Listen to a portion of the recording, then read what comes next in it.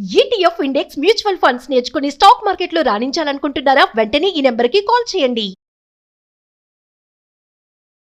Madam actual ఏంటంటే మా wife ఇంట్లో నుంచి అసలు ఎందుకు పోయిందో కూడా తెలియదు. చెప్పా చేయకుండా అసలు ఇంట్లోకి వెళ్ళిపోయింది.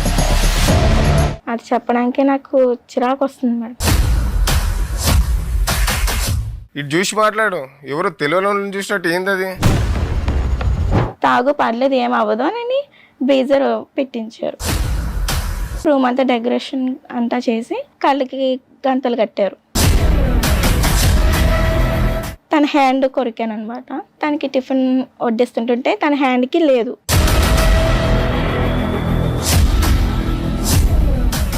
నువ్వు తప్పు చేసినావా లేదా అనేది తెలిసిన తర్వాత మాత్రం నీకు మామూలుగా ఉండదు. నువ్వు ఇప్పుడు వాయిస్ రేస్ చేసినందుకు నేను ముందే చెప్తున్నా.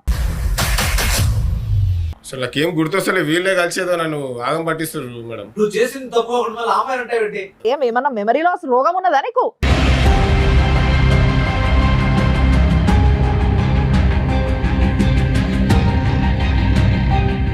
తాగిన మత్తులో ఏమో జర అట్లా.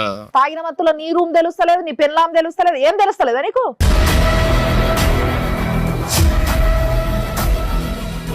చీటింగ్ కేసు పడుతుంది.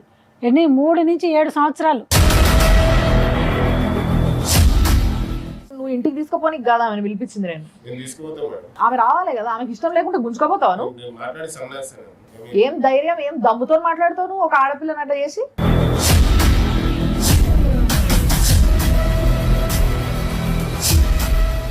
నమస్తే.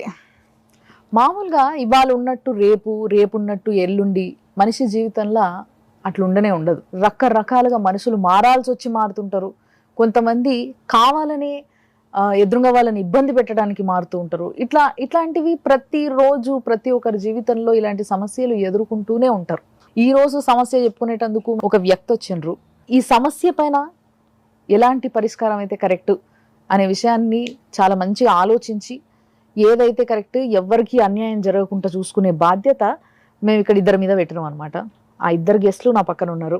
అనురాధమ్మ గారు ఉన్నారు, advocate and family counsellor. At the same time ఇక్కడ మన నాగిరెడ్డి సార్ ఉన్నారు. సార్ నమస్తే. అమ్మ నమస్తే. సో మరి సమస్య చెప్పుకోవడానికి వచ్చిన వ్యక్తి ఎవరు, ఆయన సమస్య ఏంది, అసలు ఏం జరుగుతుంది, ఈ ముచ్చట ఇప్పుడు చూద్దాం మనం. రండి సార్, కూర్చోండి. నమస్తే. మీ పేరు? అసలు మీరు ఏం చదువుకున్నారు ఒకసారి చెప్పండి, అందుకు అడుగుతున్నా ఈ ప్రశ్న. మేడం ఇప్పుడు నాది స్టడీ అయిపోయింది. నేను చెన్నైలో ఐటీలో జాబ్ చేస్తున్నాను మేడం. మీ సమస్య ఏంది? మేడం యాక్చువల్ ఏంటంటే మా వైఫ్ ఇంట్లో నుంచి అసలు ఎందుకు పోయిందో కూడా తెలియదు. చెప్పా చేయకుండా అసలు ఇంట్లోకి వెళ్ళిపోయింది. పోలీస్ కంప్లైంట్ ఇస్తే అసలు నేనేదో చేసిన అనుకుని మళ్ళీ ఇబ్బందులు పెడతారేమో అని చెప్పి. సో మీ చుట్టుపక్కల అంతా మీరు ఎంక్వైరీ చేశారా? అదే అంతా ఎంక్వైరీ చేశాను మేడం. అసలు ఎందుకు పోయిందో కూడా తెలియదు మేడం. మేము అందరం కలిసి, మేము మా ఇంటి ఎదురుగుండే వాళ్ళు, ఆయన కూడా ఒక ఐటీ ఎంప్లాయీ, వాళ్ళ ఫ్యామిలీ మా ఫ్యామిలీ అందరం కలిసి గోవా వెళ్ళాం. అక్కడ అంతా బాగానే జరిగింది. అసలు తర్వాత చెప్పా చేయకుండా ఎందుకు వెళ్ళిపోయిందో కూడా ఇంతవరకు తెలియదు మేడం. అక్కడ నుంచి వెళ్ళిపోయిందా, గోవా నుంచి వెళ్ళిపోయిందా ఎక్కడికన్నా? గోవాకి వెళ్ళేసి మళ్ళీ ఇక్కడ ఇంటికి వచ్చాం మేడం. ఇంటికి వచ్చిన తర్వాత వెళ్ళిపోయింది. అసలు నేను ఆఫీస్కి పోయి వచ్చేలోపు అసలు ఇంట్లో లేదు.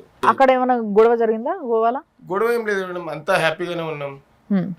వాళ్ళ ఎదురుగా ఫ్రెండ్స్ వాళ్ళని అడిగినరా, చూసినరా, ఏంది ఏం కథ ఎవరినన్నా? అడిగాం మేడం. అసలు ఎవరు కూడా మాకు తెలియదు అని చెప్తున్నారు.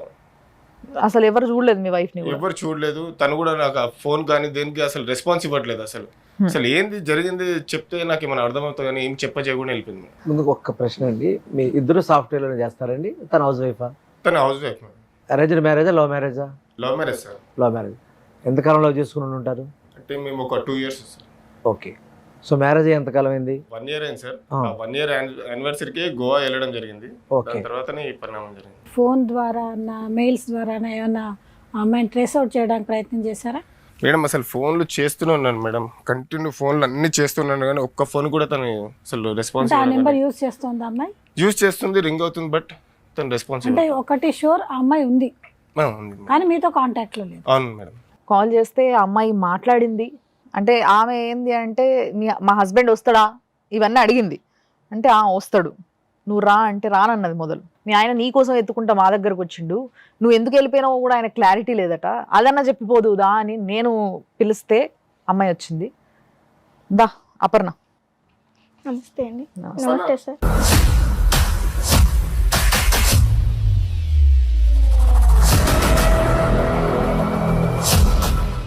ఇటు చూసి మాట్లాడు. ఎవరో తెలియని వాళ్ళని చూసినట్టు ఏంది అది? అడగండి మేడం, మీరైనా అడిగి అసలు ఏంది ప్రాబ్లం, ఇది అంతే ఏంది నాకు అర్థమవుతలేదు, ఎందుకు మాట్లాడతలేదు కూడా అర్థమవుతలేదు నాకు. అంత బాధతో వచ్చి మాకు చెప్పుకుంటున్నాడు, నా పెళ్ళాం వెళ్ళిపోయింది, దొరుకుతలేదు, వస్తలేదు, ఫోన్ ఎత్తుతలేదు అని. నువ్వెందుకు వెళ్ళిపోయినావు మరి అట్లా? అది చెప్పడానికే నాకు చిరాకు వస్తుంది మేడం.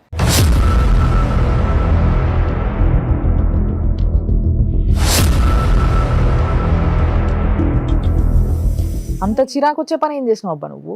అదే మేడం నాకే అర్థమవుతలేదు. అలా సడన్గా నువ్వు వెళ్ళిపోతే ఆయన పరిస్థితి ఏంటి? ఆయన ఫ్రెండ్స్ దగ్గర, చుట్టాల దగ్గర ఆయన ఎలా మొహం చూపించుకుంటారమ్మా? సడన్గా వెళ్ళిపోయినావు అని చెప్పేసి ఆయన చాలా ఫికర్ పెట్టుకొని మా దగ్గరకు వచ్చిండు, కానీ ఆయనకు చెప్పకుండా వెళ్ళిపోయినావు. ఇంతకు ఎక్కడ పోయినావు?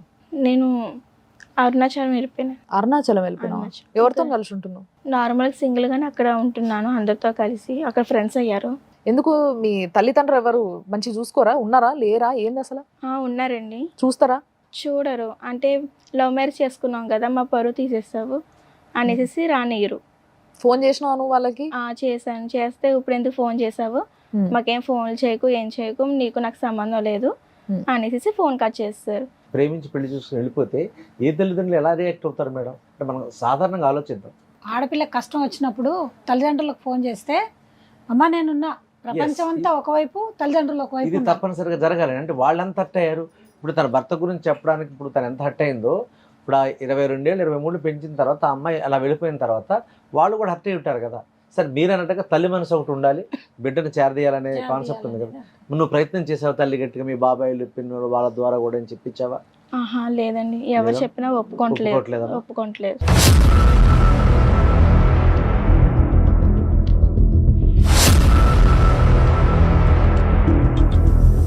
మరి ఇప్పుడు ఏ తల్లిదండ్రులు అయినా ఎంతో హర్ట్ అయితే తప్పితేనే మాట్లాడుకుంటూ ఉంటారు, లేకుంటే సొంత కూతురుతో మాట్లాడకుండా ఎన్ని రోజులని ఉంటారు? అట్లీస్ట్ పెళ్ళయి ఇప్పుడు మీకు సంవత్సరం అయిపోయింది అంటున్నారు కదా, సంవత్సరం తర్వాత అయినా మాట్లాడాలి. కానీ మాట్లాడతలేరు అని అంటే పాపం వాళ్ళు ఎంతో ప్రేమగా పెంచుకొని ఉంటారు, హర్ట్ అయి ఉంటారు.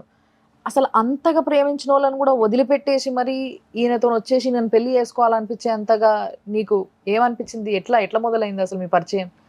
ఇన్స్టాగ్రామ్లో పరిచయం అయిందండి. నేను రీల్స్ తీస్తూ ఉంటాను, దానికి లైక్స్ కామెంట్స్ గట్రా పెట్టేవారు. ఓకే. పెడుతుంటే మంచిగా కామెంట్స్ పెడుతున్నారు అనేసి థ్యాంక్ యూ అలాగా మాట్లాడుకునేవాడు. అంటే ఇప్పుడు కామెంట్స్ లైక్స్ అనేవి చాలా మంది కొడతారు, ఆయన ఒక్కడు కాదు కదా నీ రీల్స్కి. అంటే ఎంతమంది చెప్పినా నెగిటివ్గా కొంచెం అలా పెట్టేవారు, నేను కొంచెం పాజిటివ్గా కామెంట్ పెట్టేవారు. ఓకే. పెడితే సరే లైక్ కొట్టారు, అన్నీ చేశారు. తర్వాత పర్సనల్ నెంబర్ ఇచ్చుకోవడం, మామూలు మాట్లాడుకోవడం, లవ్ అది స్టార్ట్ అయింది. ఇన్స్టాగ్రామ్ లో కలుసుకున్న తర్వాత నంబర్లు మార్చుకున్నా కలిసిరా బయట? కలిసాం. తను యాక్చువల్లీ చెన్నైలో జాబ్ చేసేవారు, నేను తిరుపతిలో ఉండేవాను. ఓకే. అయితే వీకెండ్ వచ్చినప్పుడు అక్కడికి తిరుపతి రావడం, అలా బయటికి వెళ్ళడం, మూవీకి అంటూ పార్క్ అంటూ వెళ్ళి ఎంజాయ్ చేసేవాళ్ళం. అయితే ఇంట్లో సంబంధాలు చూస్తున్నారని నేను తనకు చెప్పాను, ఇలా ఇంట్లో చూస్తున్నారు సంబంధం, ఏంటి పెళ్లి చేసుకుందామా అంటే, సరే అయితే ఇంట్లో అడుగుదామంటే మా మమ్మీని అడిగాను, డాడీని అడిగాం. అయితే డాడీ వాళ్ళ మమ్మీ ఒప్పుకోలేదు. ఇంకా 2 చెల్లెలు ఉన్నారు, వీళ్ళంటే పిచ్చి పనులు చేస్తే ఎలాగా అనేసి అన్నారు. అంటే అప్పుడు ఇలా అన్నారనేసి చెప్పాను. చెప్తేనేమో సరే నువ్వు వచ్చేసే అయితే నేను చూసుకుంటా అనేసి చెప్పారు. నేను వచ్చేసాను. తర్వాత మ్యారేజ్ అయిపోయింది. మా అపార్ట్మెంట్లోనే ఆపోజిట్లోని ఫ్రెండ్స్ అయ్యారు, మా హస్బెండ్ వాళ్ళ ఫ్రెండ్. అయితే అప్పుడు మాకు యానివర్సరీ 1 year అవుతుంది. 1 year అవుతుంటుంటే గోవాకని ప్లాన్ చేశారు. గోవాకి వెళ్ళాం. వాళ్ళతో కలిసా? వాళ్ళతో కలిసి, వాళ్ళ ఫ్యామిలీ మా ఫ్యామిలీ వెళ్ళాం. వెళ్తే అక్కడ ప్లాన్ చేశానని అక్కడ గోవాకి వెళ్ళాం. గోవాకి వెళ్ళాక అక్కడ బార్కని వెళ్ళి డ్రింక్ అది ఇది ఫోర్స్ చేశారు, తాగు అనేసి. అంటే అప్పటికి నేను ఒప్పుకోలేదు, వద్దు అని అన్నాను. అంటే తాగు పర్లేదు ఏం అవ్వదు అని బీజర్ పెట్టించారు. అయితే తాగేసేసాక రూమ్కి వచ్చేసాము. రూమ్కి వచ్చేసాక రూమ్ అంతా డెకరేషన్ అంతా చేసి బాగానే ఉంది. అయితే అన్నారు కొంచెం డిఫరెంట్గా ప్లాన్ చేద్దాము, ఎప్పుడు ఉన్నట్టు కాకుండా డిఫరెంట్గా ప్లాన్ చేద్దాము అని అన్నారు. అంటే సరే ఇంట్రెస్ట్గా ఉంది కదా, సరే డిఫరెంట్గా చేద్దాం అనేసి కళ్ళకి గంతలు కట్టారు. గంటలు కట్టి అలాగా ప్లాన్ చేశారు. చేస్తే ఆ ఫీలింగ్లో తన హ్యాండ్ కొరికాను అనమాట. కొరికితే అప్పటికి అయిపోయింది. మార్నింగ్ అయ్యేసరికి తనకి టిఫిన్ వడ్డిస్తుంటుంటే తన హ్యాండ్కి లేదు, డాట్ అనేది లేదు, కొరికిన మరక లేదు. మార్క్ లేదు.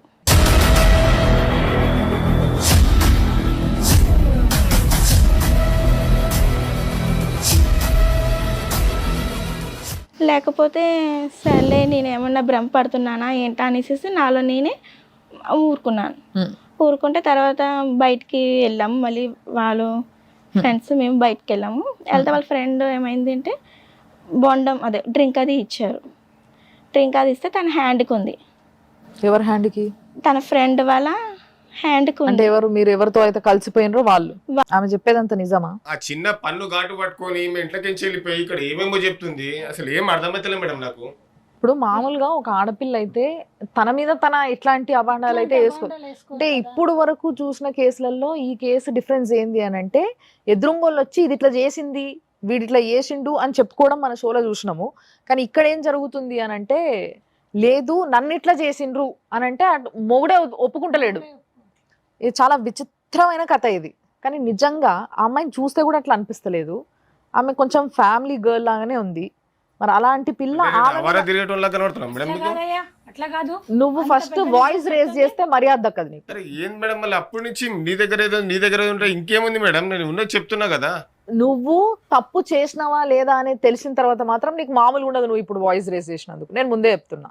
ఆమె నీ భార్య అయ్యా, నిన్ను నమ్మి నిన్ను ప్రేమించి పెళ్లి చేసుకొని నీ ఎంబడి వచ్చేసి తల్లిదండ్రిని వదులుకొని ఈ రోజు ఆమె మీద ఆమెనే అభాండం వేసుకుంటారా? ఈయననే ఎవరితోనో తిరిగిండని కూడా చెప్పాలనుకుంటా ఆమె. కానీ అట్లా చెప్తలేదు కదా. ఆమె తెలుస్తుంటది కదా. ఇప్పుడు ఆమెను ఏం అడగగలుగుతాం చెప్పు? ఆమె సిగ్గు వదిలిపెట్టి కానీ ముచ్చట్లు చెప్పిన తర్వాత. మేడం ఆమె ఫస్ట్ టైం బ్రీజర్ తాగింది మేడం. ఆ రోజు బలవంతం చేస్తే ఆ బ్రీజర్ తాగిన మత్తులో ఏం కలగన్నదేమో మొత్తం ఇదంతా క్రియేట్ చేసి పెట్టింది. ఒక్క నిమిషం అమ్మా, ఎక్సెప్ట్ ఈ కార్డు తప్ప నువ్వు చూపించింది ఇంకేమన్నా నీ దగ్గర ప్రూఫ్ ఉందా? వాళ్ళ ఫ్రెండ్ వాళ్ళ వైఫ్ని చెప్పింది మేడం. ఏం చెప్పింది ఆమె అంటే మేము ఇలాగే ప్లాన్ చేసుకున్నాము ఎక్స్చేంజ్ చేసుకోవడానికి.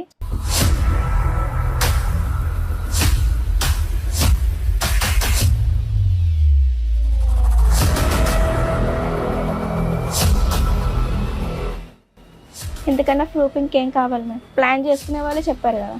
కిందకెంత చూస్తాం ఈ నేల సూపులు ఎందుకు ఇంకా చేయాల్సిందంత చేసి. నీకు అసలు ఎంత ధైర్యం? అసలు ఇంత కథ పట్టించింది కాకుండా మళ్ళీ ఉల్టా చాలా అమాయకుల్లాగా మన దగ్గరకు ఆయన్నే వచ్చిండు, మనని కన్సల్ట్ అయింది ఆయన్నే. ఎందుకంటే ఇది ముందస్తు జాగ్రత్తలు. ఇక్కడ చూసిండ్రా మేడం, పోలీస్ స్టేషన్ కి పోంది కూడా ఎందుకే అన్నట్టు బేసిక్ గా. ముందస్తు ఎందుకంటే అక్కడ అడిగే తీరులో అడుగుతారు కనుక అక్కడికి నువ్వు వెళ్లకుండా ఇక్కడ మేము బయోమీడియాగా మేము మాట్లాడి ఇదేదో సర్దిపుచ్చుతామేమో అని అనుకుని వచ్చారు కదా మీరు ఇక్కడికి. అంటే అక్కడ అమ్మాయితో ఈ ఒక్క రాత్రికే తర్వాత నా పెళ్ళామే అనేసి మాట్లాడుకున్నావా? సరే నువ్వు ఒకళ్ళ దగ్గరికి పోయినావు, ఆమెకి ఇష్టం నీకు ఇష్టం, మీరు ఎటన్నా సావండి. ఆ పిల్లేమో న్యాయం చేసిందా నీకు? కళ్ళకు గంతలు కట్టి చిన్న పిల్లని చేసినట్టు చేసేసి అట్లా అంత అరాచకంగా సైలెంట్ ఉంటున్నావు అంటే తప్పు ఒప్పుకుంటున్నావు. నిజమే ఇదంతా? ఏం లేదు మేడం, అసలు నాకు ఏం గుర్తొస్తలే మేడం. ఆ రోజు నేను కూడా డ్రింక్ చేసి ఉన్నాను. ఓహో, నీ గుర్తు లేకుండానే ఎవరి దగ్గర ఉంటున్నావో కూడా నీకు తెలియకుండా పోతుందా? తన భర్త వేరే అమ్మాయితో తిరుగుతున్నాడు, వేరే అమ్మాయితో అక్రమ సంబంధం ఉంది అంటేనే తట్టుకోలేని భార్య ఆమె ఎంతో ప్రేమించి నీ దగ్గరకు వస్తే ఆమెకు తెలియకుండా ఆమె శరీరాన్ని ఇంకొకరి దగ్గర తాకెట్టు పెట్టి నువ్వు ఇంకొకరి దగ్గర పోయి అన్నావంటే బా ఏమిద్ది మాకు నీది అసలు నిజంగా.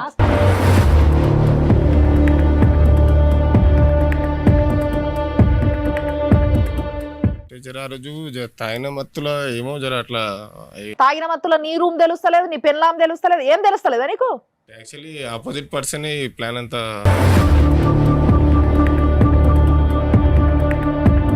ఆ రోజు ఎప్పుడు రెగ్యులర్ గా తీసుకోండి సార్. మీ ముగ్గురు కలిసి పథకం ప్రకారం చేసిన పని ఇది.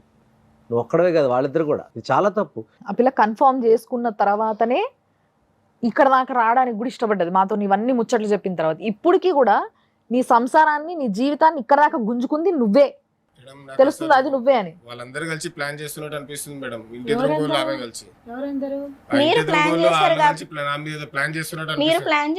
మీరు ప్లాన్ చేసి నన్ను ఇలా చేశారు. నాకు తెలిసి ఈమెకి ఆ ఇంటి ఎదురుగోళ్ళకి ఉన్నట్టుంది అనిపిస్తుంది మేడం.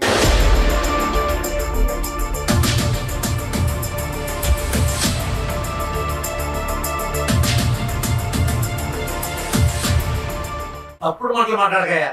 భార్య మీద ఎలా నిందలేస్తావు? నువ్వు చేసింది తప్పు ఒకటి మళ్ళీ అమ్మాయి అంటే ఏంటి? సార్ అంతా అబద్ధం చెప్తున్నారు, అన్ని వాళ్ళు ప్లాన్ చేసుకుని ఇప్పుడు నా మీద తోస్తున్నారు. పిచ్చి నాటకాలు పడకుండా ఉన్నది ఉన్నట్టు చెప్పు. ఆ పిల్ల లేచిపోయిందంటే ఆ పిల్లని అంటుండే కాదు. పోనీ ఈ పిల్ల పోయిన తర్వాత ఆ ఎదురుగోడు పోయిందంటే ఆ పిల్లనే అంటుండే, అది కాదు. ఆ పిల్ల పోనీ ఆ పిల్ల వచ్చి మమ్మల్ని కన్సల్ట్ అయిందంటే అట్లయినా అంటుండే, అది కాదు. ఇదంతా పిచ్చి నాటకాలు పడుతున్నది నువ్వు. అసలు నాకేం గుర్తొస్తలే, వీళ్ళే కలిసేదో నన్ను ఆగం పట్టిస్తారు మేడం. ఈ మెంటాలిటీ ఎక్కడి నుంచి వస్తుంది అంటారు సార్ ఇట్లాంటి ఆలోచనలు వీళ్ళకి? ఇది ఒక పెద్ద సైకాలజికల్ డిజార్డర్ అండి. ఇప్పుడు వెరైటీ ఆఫ్ ఫుడ్ అంటాం కదండి, వెరైటీ ఆఫ్ డ్రెస్సెస్. ఫుడ్ అంటే గుర్తొచ్చింది సార్, మేము గోవాలో ఫుడ్ డిన్నర్ తినేటప్పుడు కూడా ఈమె కూల్ డ్రింక్ బాటిల్లోకించి సగం తీసుకొని ఆయన గ్లాస్లో పోసింది.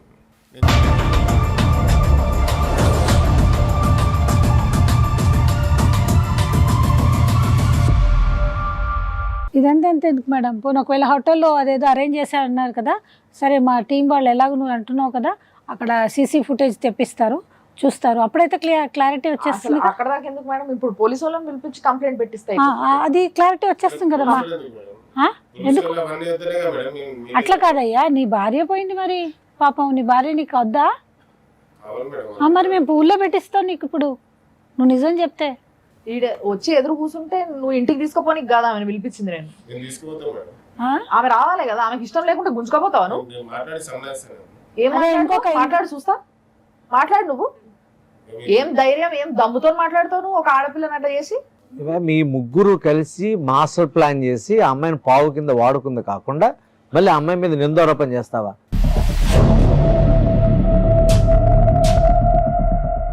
వాళ్ళు ఏదో ప్లాన్ చేసుకున్నారని ఇప్పుడు అంటూ నువ్వు ఇరుక్కుంటే మాత్రం అయిపోయి అన్ని ముచ్చట్లు ఇష్టం వచ్చినట్టు దిప్పేస్తావు అన్నట్టు, అంతేనా? పోనీ మరి నువ్వు చెప్పినప్పుడే, ఆయన చెప్పినప్పుడే మనతో కన్సల్ట్ అయినప్పుడే చెప్పాలి కదా మేడం, నా భార్యతో ఈ ప్రాబ్లం ఉంది, నా భార్య నన్ను నెగ్లెక్ట్ చేసింది, లేకపోతే నన్ను మంచిగా చూసుకునేది కాదు, ఎదురుగోళ్ళ పైన ఎక్కువ మోజుండే, ఇవన్నీ చెప్పాలి. ఇవన్నీ చెప్పలేదు ఆయన. ఏమన్నా మెమరీ లాస్ రోగం ఉన్నదా నీకు?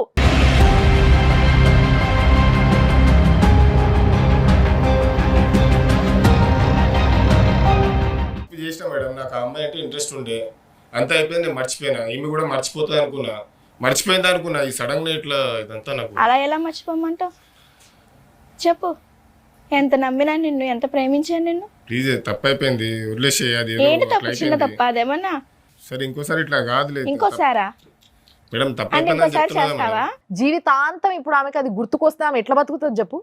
ఆమెకి అది ఎంత మనోవేదన అందిస్తుంది తెలుసా నీకు? అందుకే అదంతా ఒక కలలాగా మర్చిపోమంటున్నాను. నీకేమో ఆ రోజు రాత్రి ఎంజాయ్ చేసినావు నువ్వు నీకు కావాల్సిన వాళ్ళతో. ఇప్పుడు ఆమెకి అది తెలిసి ఆమె ఎంత హింస పడుతుండొచ్చు లోపల లోపల. ఇంత కమిట్మెంట్ లేకుండా ఎందుకు పెళ్లి చేసుకున్నావా నువ్వు ప్రేమించి? మరి ఇంకా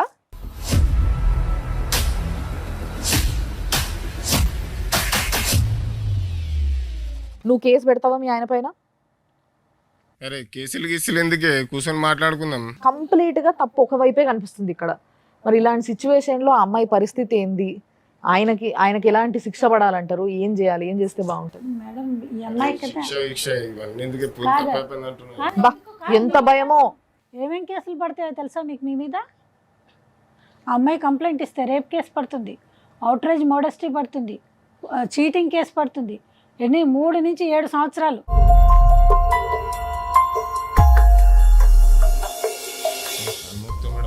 వద్దు మేడం, తను చూస్తుంటే నాకు చిరాకు వస్తుంది మేడం. ప్లీజ్ వెళ్ళిపోమని చెప్పండి. వద్దు చెప్పు మేడం. నీ పిల్లం నీ మాట వినే స్టేజ్ లో లేదు, నువ్వు అట్లా చేసుకున్నావు నీ చేతిలో.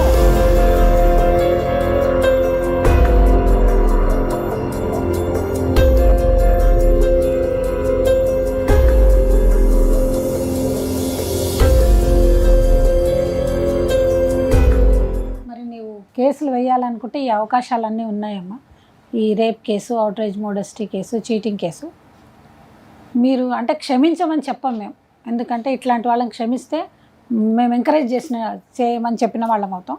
కనుక అది నీ మనసుకి ఎలా తోస్తుంది, నువ్వు కేసు వేయాలని అనుకుంటే 100% మా టీం అంతా నీకు వెనకాల ఉంటాం. నీకు కేసు వేస్తాను మేడం.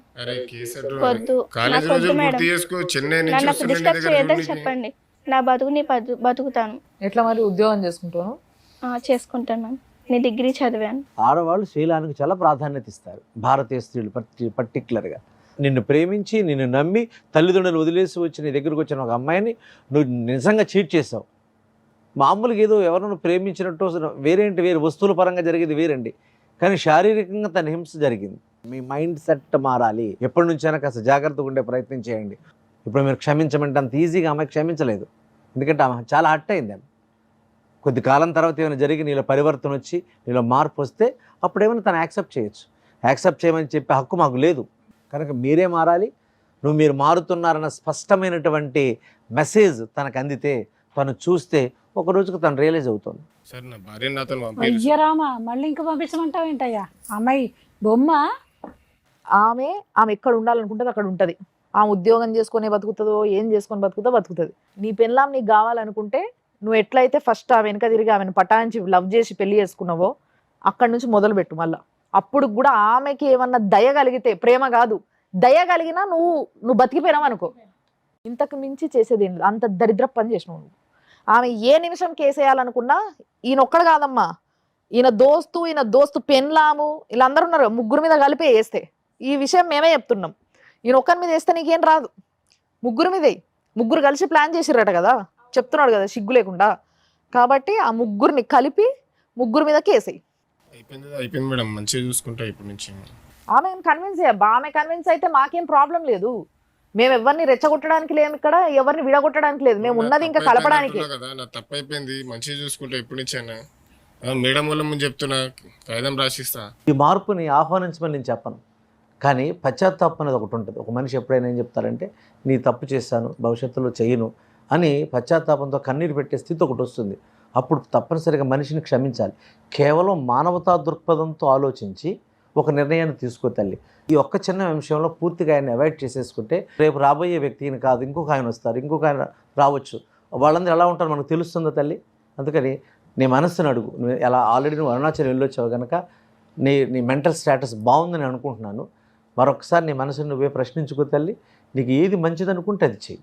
సో ఫైనల్గా నేను చెప్పాలనుకుంటున్నది ఏంటి అంటే, నీకు ఈ విషయంలో ఎటువంటి సహాయం కావాలన్నా సార్ని కానీ నన్ను కానీ మేడంని కానీ కన్సల్ట్ అవ్వచ్చు. నువ్వు డెఫినెట్లీ నేను ఇది చేద్దాం అనుకుంటున్నా కానీ నాకు భయం వేస్తుంది అని అనిపించే సిచ్యువేషన్లో నువ్వు ఉంటే, నీ వైపు తప్పులేదు కాబట్టి తప్పకుండా నీ వెనకాల మేము ఉంటాం. నీ జీవితం బాగుపడుతుంది దానివల్ల అంటే అంతకన్నా సంతోషం మాకేం లేదు.